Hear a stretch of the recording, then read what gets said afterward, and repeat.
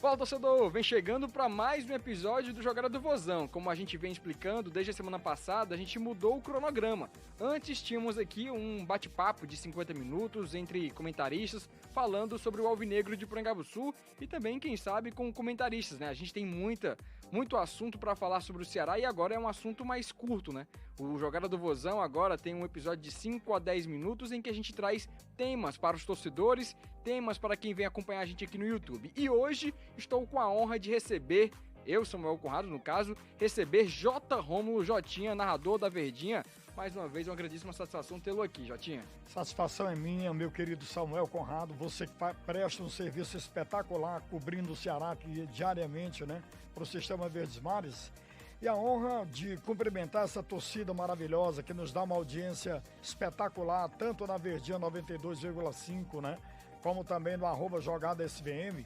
É ótimo contactar com o torcedor do Ceará. Estamos aqui para a gente falar desse alvinegro que eu considero o mais famoso do Nordeste brasileiro. E um detalhe interessante, Jotinha, que para esse duelo o vovô não vai ter baixas, né? Não tem desfalque para este compromisso, nem de suspensão, nem de jogador lesionado. O técnico Léo Condé teve aí um período de data FIFA com o elenco por inteiro, né? A força máxima para enfrentar o Leão da Ilha, que vem cercado de desconfiança da sua própria torcida, né? A gente vem acompanhando aí a imprensa pernambucana, Jotinha.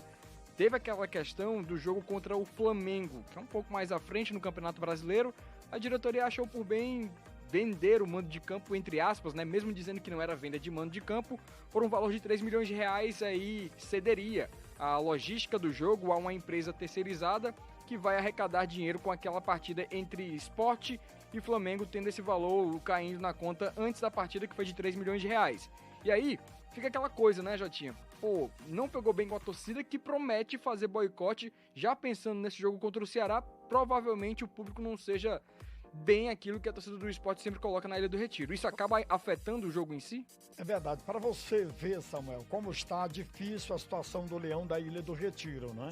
Com todo esse problema de venda de mando de campo, claro que não pega bem, né? Para a torcida que, mesmo o time nessa situação, está há muito tempo na zona do rebaixamento e na lanterna do campeonato, a torcida sempre prestigia os jogos da equipe do Sport, né? Mesmo com essa situação total. O que é bom para o Ceará, esse boicote da torcida do Sport, porque esses times eles são rivais de décadas, né? De décadas. O Ceará e o Sport mantêm essa rivalidade. O próprio futebol pernambucano mantém essa rivalidade com o futebol cearense. Então, hoje é o momento que o Ceará tem que se apegar a essa situação de dificuldade do Sport, boicote de sua torcida, né? Para que o Ceará possa conseguir vencê-lo. Porque nesse retrospecto de 48 jogos na história, o Sport tem 20 vitórias, o Ceará tem 16 e 12 empates. É uma pequena diferença, né? Só 4 vitórias a mais tem o Clube do Recife lá, o Sport Clube do Recife. Então o Ceará tem esse momento bom, tá numa crescente, né? Você falou sobre o Ceará não ter problemas e como é salutar para um treinador de futebol não ter problemas. Quer dizer, ele vai ter ali muito mais condições de colocar o Ceará melhor em campo para conseguir uma vitória que seria muito bom para o Ceará nessa reta final de campeonato. O Sport, que hoje é lanterna da competição, né, vem numa situação delicada. Na última semana perdeu de 3-1 para o Atlético Mineiro, jogando fora de casa, numa partida atrasada do Brasileirão. E praticamente a situação é bem delicada, né? Para sair da zona de rebaixamento vai ter que ralar um dobrado, praticamente não pode mais perder na competição, teria que vencer boa parte dos jogos que ainda restam na Série A. Enquanto que o vovô tem aquela partida contra o Sport como primordial para embalar novamente, já que vem de vitória sobre o Santos. Antes disso tinha perdido para o Vitória e aí tinha conquistado 3 pontos também jogando fora de casa contra o São Paulo. Teve apenas um resultado negativo no meio dessa sequência, que foi contra o time do Leão da Barra, contra o Sport, contra o Vitória, melhor dizendo. E ao longo dessa semana a gente teve aí entrevistas de atletas, Bruno Ferreira depois de vencer o Santos, o próprio Galeano também, a entrevista exclusiva, que você, torcedor, confere aqui no YouTube do Jogada, tá? Se você não viu a entrevista exclusiva do Galeano, temos aqui um bate-papo muito massa de 15 minutinhos com o atacante paraguaio, que falou de sonho com camisa do time paraguaio, da seleção paraguaia, ideia de jogar no futebol europeu e projeção para o Ceará para o restante da Série A do Campeonato Brasileiro. Galeano, que vem sendo o herói provável do vovô, como diz o Wilton Bezerra, falou com a gente, então confere aqui um bate-papo muito bacana. E aí, além do Galeano, o próprio Lucas Mugni, que falou ontem com a imprensa, ele destacou que o Sport está na zona de rebaixamento e é aquele jogo difícil, jogo complicado, porque é um time que não tem muito mais a enfrentar no campeonato, mas quer sair da lanterna, né? Porque é um título de vergonha ao longo da competição permanecer com a última colocação. É verdade, eu tenho acompanhado também a imprensa pernambucana e há esse sentimento da imprensa de querer que o Sport apague essa péssima campanha que seria a pior, né, da história do clube do Esporte Clube do Recife, dentro de um campeonato brasileiro de primeira divisão nos pontos corridos. Agora, é um jogo complicado, sim, concordo com você, Samuel, porque há essa rivalidade, né? O Sport não quer perder para a equipe do Ceará. E eu tenho dito até na programação da Verdinha, que a gente participa no Jogada Terceiro Tempo, né?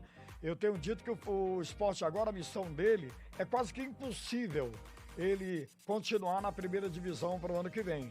Mas a missão dele principal é atrapalhar a vida dos outros. É o que ele mais vai tentar fazer. Ele fez isso em BH contra o Cruzeiro, né? Foi. Arrancou 2 pontos do Cruzeiro, foi empate lá, ele fez 1-0 e poderia ter ganho o jogo com o Derek, esse centroavante que é muito perigoso dele, né? Meteu uma bola no travessão após fazer 1-0 e foi o Cruzeiro que empatou. Mas, de uma certa forma, ele perde para a equipe do Atlético Mineiro não jogando nada. Fez um partidaço contra a equipe do Cruzeiro e na mesma semana ele perde para a equipe do Atlético Mineiro por 3-1 e tem 2 jogadores importantes do seu elenco, um deles é o Rivera, né, que tomou o 3º cartão amarelo, não vai jogar, o outro que me parece é o Thierry, né, que também é zagueiro e é titular do Sport, que não vão jogar contra a equipe do Ceará. Quer dizer, vai ser um time desfalcado, um time que não vai ter o apoio da sua torcida, mas que tem essa necessidade de vitória, por se tratar de um clássico regional, de uma rivalidade que já perdura por muitas décadas, como a gente já falou, e é um time que dentro do seu terreiro, digamos assim, né, dentro do seu mando de campo, ele costuma vender caro as derrotas. Vamos esperar que o Ceará aproveite esse momento, que o Léo Condé, eu não sei qual a formação que ele vai colocar, você que tem mais propriedade para falar sobre isso, que vive o dia a dia do Ceará, mas para mim, eu acho que o Ceará deveria repetir, o Léo Condé deveria repetir aquela formação que ele jogou contra a equipe do Santos. Que o Ceará amassou a equipe do Santos. Claro que o Santos também levou perigo, mas isso faz parte, né, de uma partida de futebol onde você propõe, você também vai ser atacado. Mas o Ceará foi muito bem, marcou 3 gols, já havia muito tempo que não marcava 3 gols num só jogo, né, Samuel? Exato, e para isso, Jotinha, tem até um detalhe que o Sport está com o Ramon Menezes suspenso. Isso, não é o Thierry. Não é o Thierry, é o Ramon Menezes, ex-jogador do Ceará, né, inclusive zagueiro que passou por aqui, conseguiu acesso com o vovô, mas perdeu espaço, o Ceará emprestou ele, conseguiu vendê-lo ao Sport, melhor dizendo, e aí agora ele não enfrenta o vovô por conta do 3º cartão amarelo. Ele até lamentou depois da partida, né, por conta de reencontrar os ex-companheiros de clube, mas fica aí essa questão. O vovô, como você trouxe aí, todo um panorama de vitórias, né, o Sport tem aí uma leve vantagem em frente à equipe do Ceará, que não vence lá na Ilha do Retiro, em Pernambuco em si, desde 2021, ou seja, tem um tabu aí de 4 anos que o Ceará tenta quebrar para poder conquistar coisas maiores ao longo da Série A do Campeonato Brasileiro. Foi até a pergunta que eu fiz pro Galeano, né? Se o elenco mais fechado ali, eles conversam sobre outras possibilidades. Porque o torcedor e também a diretoria sempre coloca ali a situação mais simples, né? Que é chegar na zona de rebaixamento. O torcedor nem tanto, né? Porque o torcedor vislumbra situações maiores e melhores de uma Copa Internacional, por exemplo, uma Sul-Americana, uma pré-Libertadores. E o Galeano falou que o grupo fechado do Ceará, eles pensam nesse sentido também. Que a ideia é conquistar pontos e, quem sabe, beliscar ali uma Sul-Americana que para o Ceará seria uma grandíssima oportunidade, já que voltou agora para a primeira divisão, né, Jotinha? É verdade, espetacular, sim, essa situação. Mas eu entendo o lado da diretoria, porque desde o princípio que foi propagado isso, o Ceará vai tentar fazer logo aquela conta mágica, que são os 45 pontos, para permanência na primeira divisão.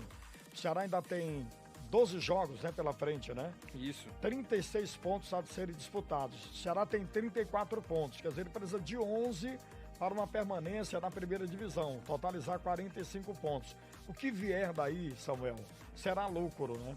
Se o Ceará conseguir uma fase da Sul-Americana, já disputa direta da Sul-Americana, ficando ali na 14ª, 13ª, né?